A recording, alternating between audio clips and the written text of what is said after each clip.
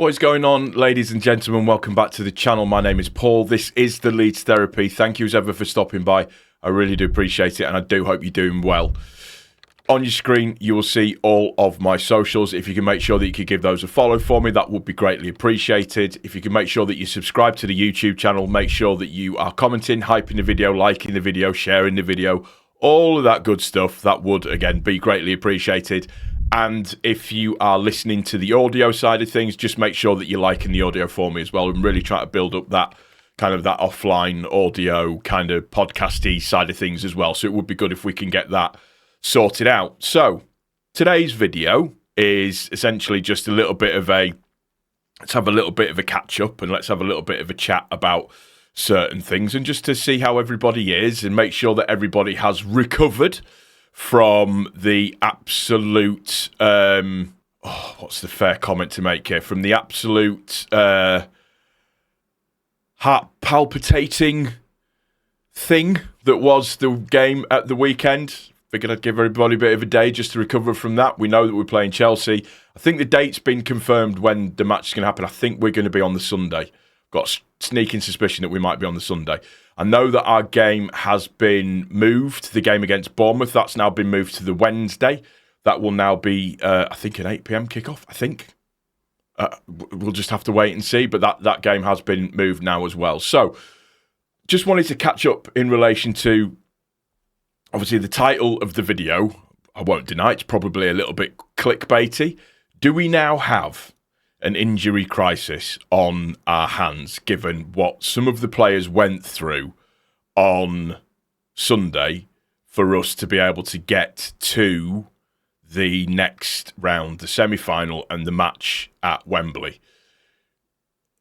It depends how you look at it, really. I think if we go through them in kind of chronological order, or as best as we can do, Dan James is going to be out for a couple of weeks because he's got an adductor issue, I think, or he's got a hip issue.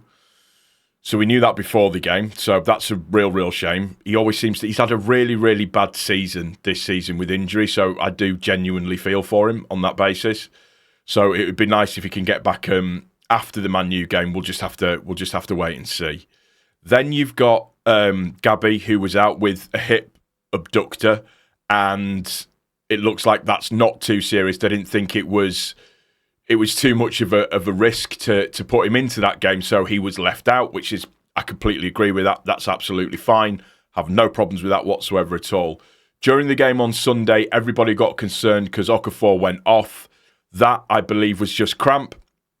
So just down to the number of minutes that he's actually played or hasn't played, and just him getting minutes and match time into his legs, and just making sure that everything that he can do is on course.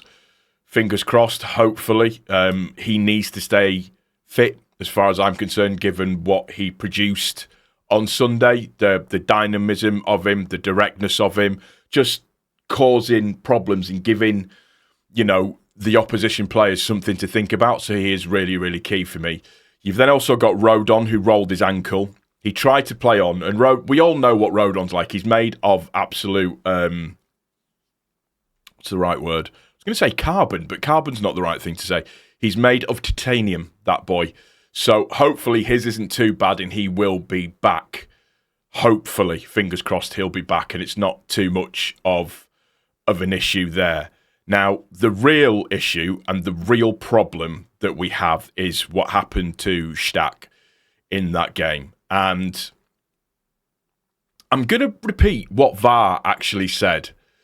They said that it was a natural coming together of two players, Kilman and Stack. So if you watch the tackle that... I don't know how you can say that's a natural coming together. I genuinely don't know how you can say that that's a natural coming together of two players. It just isn't. You've got people saying that it should have been a penalty. You've got people saying it shouldn't have been a penalty. For me, it was 100% a penalty. An ex-Prem ref said he has no idea why it wasn't given as a penalty.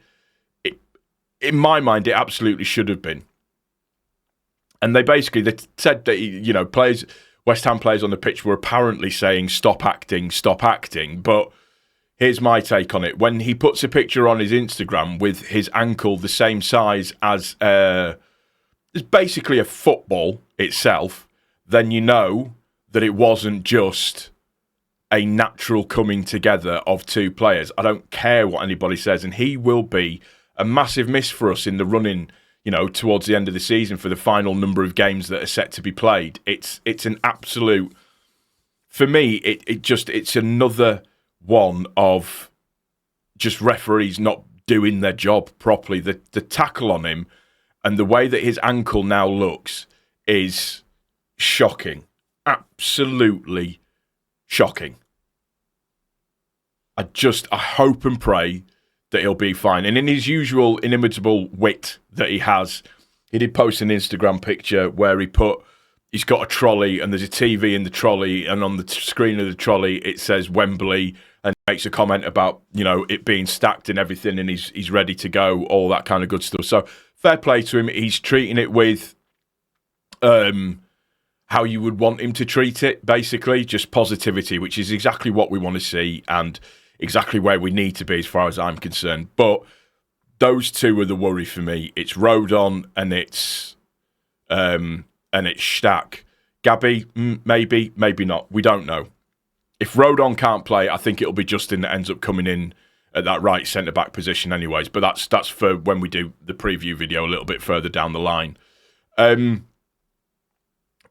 plus side of it, I mentioned it in the last video, is that both, that Tanaka really, really played an important role on Sunday. I thought he was absolutely brilliant, and just his levels, as people normally say, levels to this game, and he looked good.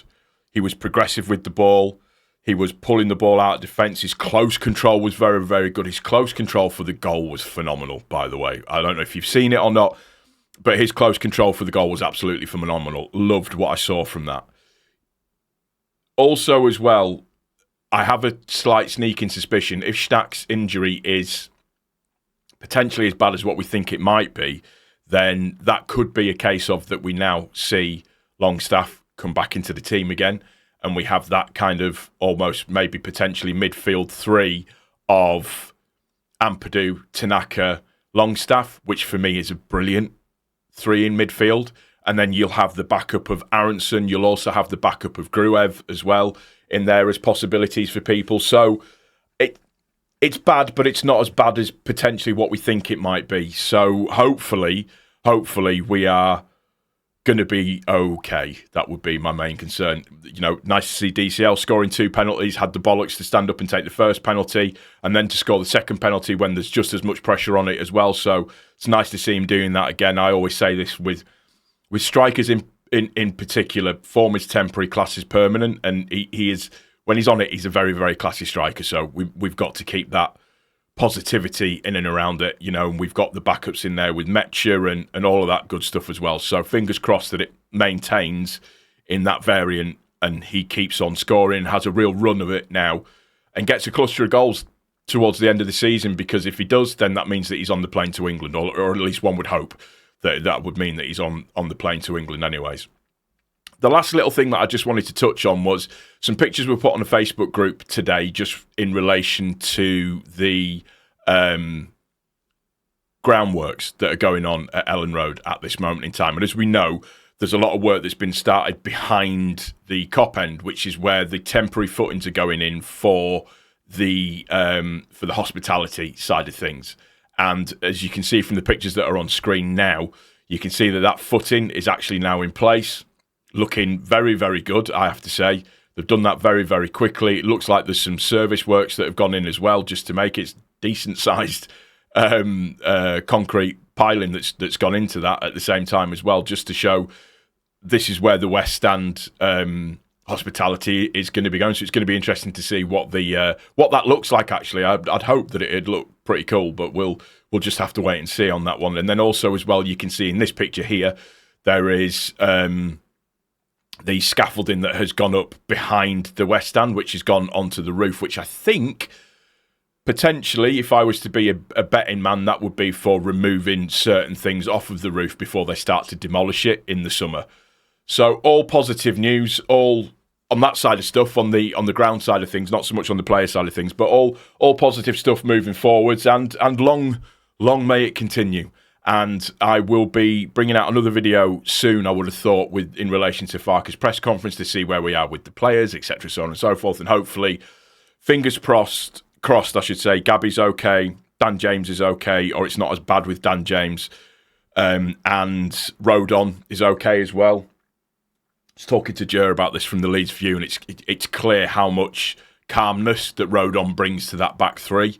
And you could see when Bornau came on, and it's nothing against Bornau, it's just not in his nature to be that way, but you could see just that little level of calmness just kind of went out of it a little bit when Rodon went off. Hopefully things will be okay. That'll do it for this one, guys. I do hope you've enjoyed it. If you have, please don't forget to click the like button. If you are new to the channel, please also don't forget to subscribe.